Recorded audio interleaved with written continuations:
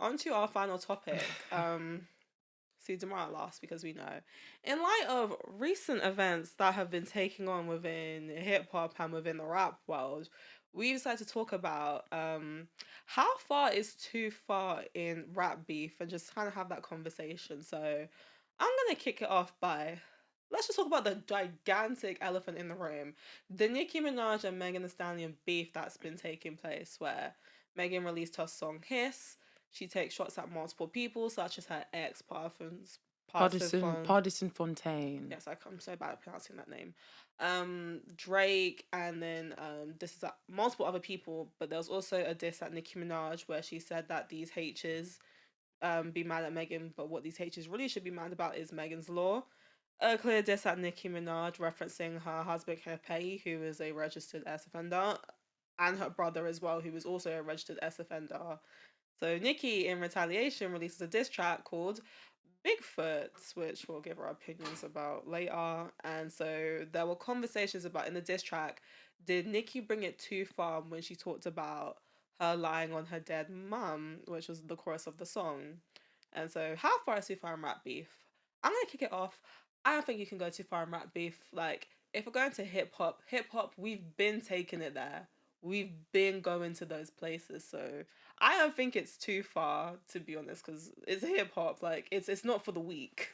But this soft generation, I just think we can't say that stuff anymore. Personally, I would go as far as the person that at me, because I do think there's a line. But if you cross that line, then yeah, let's take it there. That's what I think personally. But that's what Nicki said. Nicki said, you talked about my family, so I'm going to talk about your family. Yeah, That's how Nicki justified it. Yeah, no. Because Megan didn't mention her father that has passed away. Do you see what I mean? I don't think Megan crossed the line. Like, she spoke about people that are everyone she spoke about, they're alive and they're breathing, you know? So I think, like I said, you go as far as the person that at you did. And I think Nicki bringing up Megan's mum that is no longer with us was cross that line. And when you cross that line, all bets are off.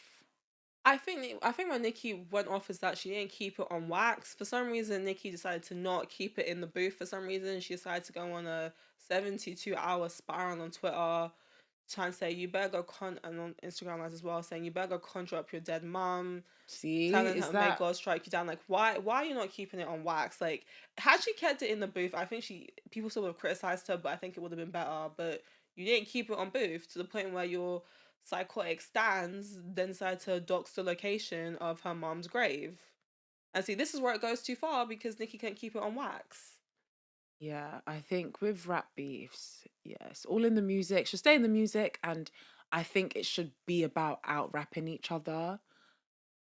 Even just, okay, cool, bringing up people that are no longer in my life. That doesn't actually mean you out-rap me, though. I think the point of like rap beefs is that people just try to go to hurt people as much as possible. But like the way like me and Damara judge rap beefs is differently. Like I think rap beefs is like sometimes people will try and bring up something that hurts you or bring up information that people don't know. But you don't think that's like a good type of rap beef. Like for example, like Damara doesn't like Pusha T's diss against Drake. The story of is it Adion? Yeah, I think that's it. The story of Adion. You didn't think that was a good diss track, and I was like, what? That's like one of the best diss tracks against Drake. I think people confuse a good rap with shock value. No one's actually talking about any other part of the song apart from the fact that he told the world that Drake had a son. That doesn't mean that the rap is actually good. Like, congratulations, you're a fan, you did a research on me, you found out I have a child, but if you actually read the lyrics of it, I wasn't amazed. Like, we just fixate on the fact that, oh my gosh, he's the first person to tell everyone that he's had a child. Like, that doesn't mean you've out-rapped me. That doesn't mean you're a better rapper than me. But people want to hear stuff that, I think from the general public, people want to hear stuff that people don't know. Yeah, that's fine. You're a journalist. Thank you. Thank you. You're in the wrong business. Call the Times, call Daily Mail, I think it was well written as well. Again, I actually want to hear stuff that people don't know. It's like, do you have the inside tea that Yeah, but that doesn't mean you're a good rapper. You're a gossip blog then.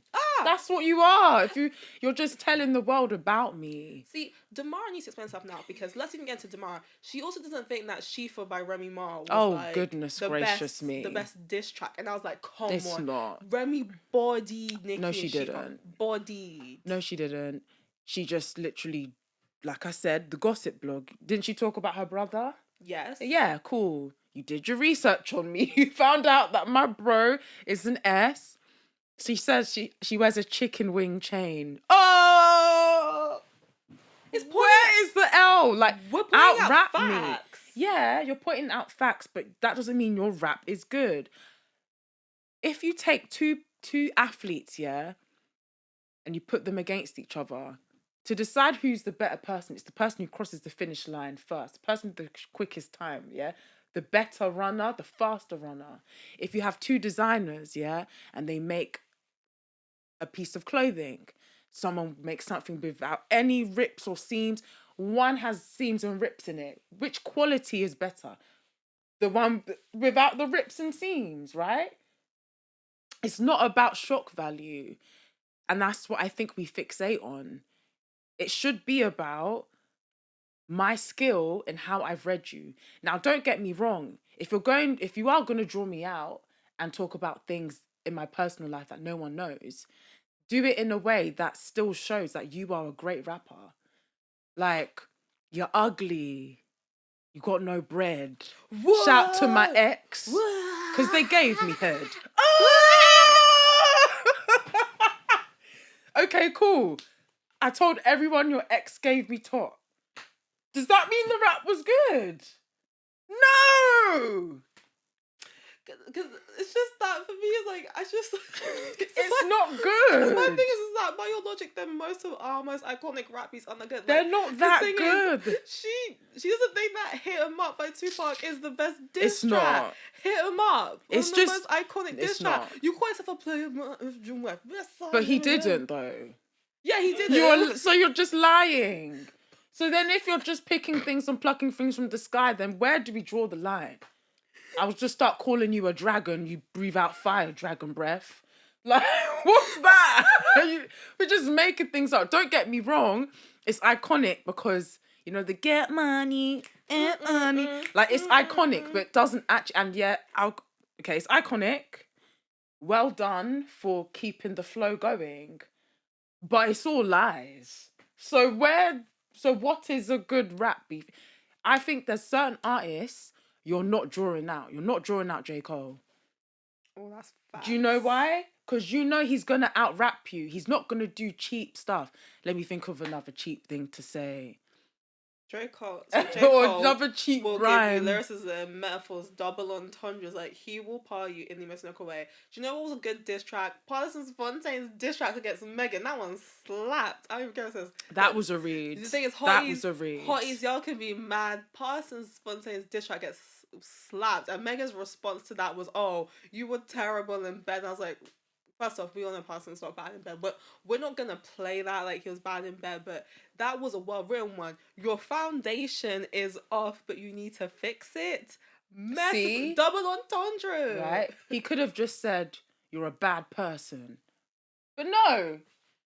He used, thank God for English language, and he was listening in lessons because he used the skills he's adopted as a songwriter. But he also did out that she had lipo. And I didn't think that was cold. Oh, okay. I didn't think that part was like, I mean, I was like, I don't believe it, but I don't think that was a good part of the diss. And okay, cool, she got lipo, but you were still in love with her. Like, you see what I mean? So it's like, what? That added no value. Juju on the beat, you let that tag and then let him beat. Obviously, he's makes her beats for her. You let him tag. Yes, that's clever. That's clever. You see, it's all about being clever with it. If you're just like, oh, let me try to think of like something cheap and dumb to say. So before I said you're ugly, okay, cool. You ain't a freak. Don't get man on a low. Line about your BC. You wanna be hoe.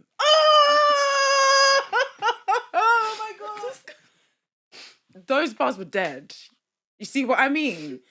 There's so many ways to articulate what I said in a better way, rather than just give me your like cheap bars. Like I just feel like there's metaphors, similes, double entendres. Like you're rappers, so we put you in this position because you're supposed to be one of the bestest. If I wanted to hear these nursery rhymes, Bigfoot, Bigfoot, you got a Bigfoot, I would have gone to the playground and got 9-year-olds to cuss each other. And then just go, nah, nah, Nah, nah, nah, nah, nah. nah, nah, Lying nah. on your, like, if that's what I wanted, I would have just gone back to my school and got teenagers to at each other. Because my thing is that Nicki, the thing is that Nicki, your diss would have hit better had you not just tweeted. Like the fact that you tweeted out all of your bars before the diss track came out, it made the diss track not slap as well. The thing is, because Nicki, you could have gone off on shock value. Yeah. But because you decided to tweet out all of your raps, you know, we weren't even surprised. What's it called? What she said, like Megan's Law, she tweeted this out for like a free beat, you could hit Megan Raw.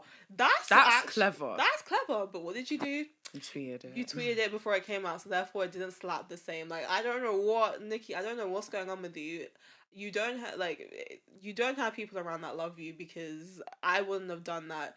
You should have just pretended as if you didn't hear anything, did your Pink Vanity rehearsals, then slapped that diss track and then kept it on wax. But you the didn't same do way that. Megan surprised us with Hiss should have been the same way she surprised us with Bigfoot. But like I said, the whole angle of saying she's got big feet and she's big, like, nah, like, come on, you're harder than that. And then making fun of her getting shot, like, it's just like, the thing is, like, it's like, realistically, you can diss Megan, like, there are ways to diss her, but it just wasn't clever. Like, literally, the easiest way is just bragging, like, you're Nicki Minaj.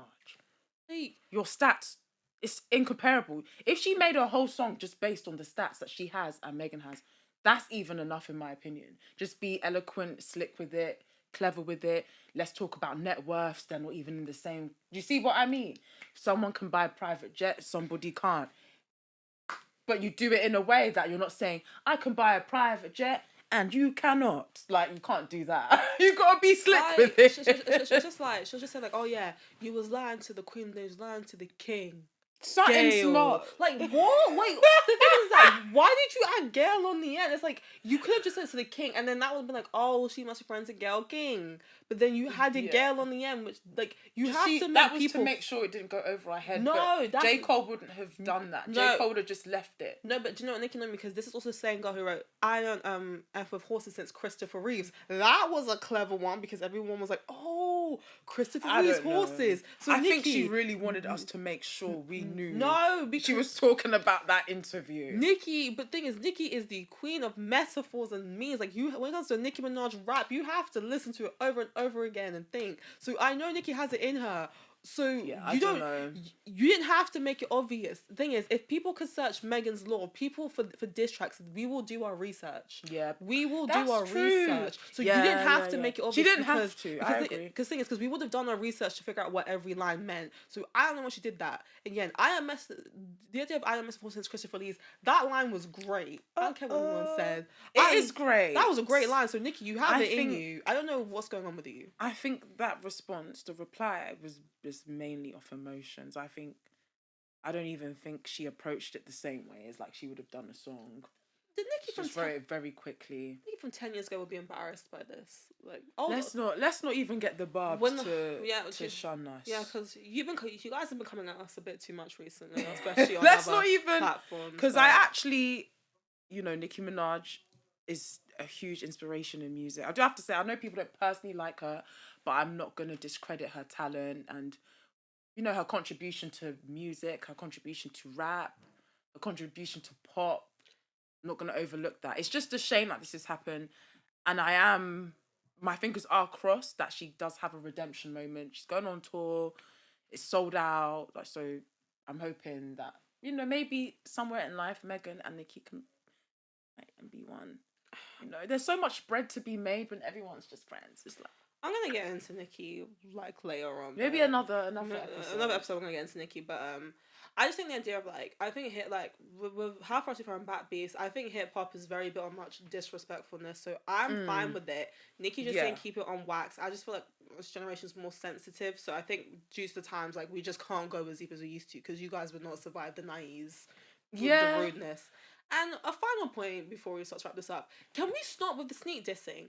Do you know, I'm tired of a lot of you guys, and I'm talking about a lot of you rap girls. You lot do the most subtle sneak disses, and you make like a lot of these blogs do most of the work to figure out most of it. It's like, nah, man, I miss the days when someone said screw you, they say screw you out your mother's chest. And a lot of you lot have gotten too comfortable just too much of the sneak disses. So I applaud Nicki Minaj for being brave enough to be like, I'm bringing diss track back. Not the sneak disses and then hiding your hands. I'm looking at you, Latto and Ice Spice. I'm looking at you specifically, Latto. Bring back direct disses. I'm tired of you lot with the sneak disses. Yeah, I agree. For me, literally, I lose interest. If you're not saying who it's about, I'm not then gonna research who you're on about. I'm next. You know, I've been doing the research and I'm sending this tomorrow. Like, oh yeah, you know this music. That's Tomorrow's the thing. like, I don't care. I've lost interest. Like, I'll listen, talk about everything, and like I know who you're talking about, but because there's so much, that little window is enough for them to be like, I never said names. So when they start doing that stuff, I'm just like, go away. Just like, go away. Sunday You wasted service. my time. I'm not listening to any diss tracks from you again, because we'll tune in and then you start trying to say, oh, it's just a song. And you leave it ambiguous. It's just like, bye. And where's the fear coming from? Before we wrap it up, like, where is the fear of just being like, I'm calling you out your mouth? I don't get why everyone's scared now. Well, look at all the people that have had a lot to say about Nicki Minaj. It's the stigma that comes with like being an instigator. And I think. The thing is, everything is that Nicki's had multiple issues because one, she keeps beefing with multiple people. Yeah, but she has lost popularity. The diss wasn't good. And thing is, I think Nicki would have been more fine had she just kept it on wax. I think it was her antics on social media that made it worse. I think had she just released a good diss track, people would have been like, it's hip hop beef. Hip hop is built as a competition. It's a sport. I think people would have been here for it, but she just didn't go about it in the right way. I don't think there's nothing wrong with a hip hop beef when it's done correctly and kept in the booth. I think with women it's different. I think that's only for men. I think there's a stigma, definitely. Like, people argue that, yeah, Nicki, with what you're saying, Nicki Minaj is what she's had beef with Remy Ma, she's had beef with Lil' Kim, she's had beef with 𝐂𝐓. There was no diss track with 𝐂𝐓. Yeah, I think she gets she does get a hard time for openly beefing people and not hiding her hands. So I think we can't sit here and say, oh, do things with your chest, nothing's gonna happen. But no, like, yeah, there is, for black women specifically, yes, you might lose a couple deals, you might lose a couple fans, you might lose a couple opportunities. I think that is the case for black women when they do beef. Other races don't get that same stigma, I think. I like that point, and I think that's a good point to end it on. That's a good conversational point.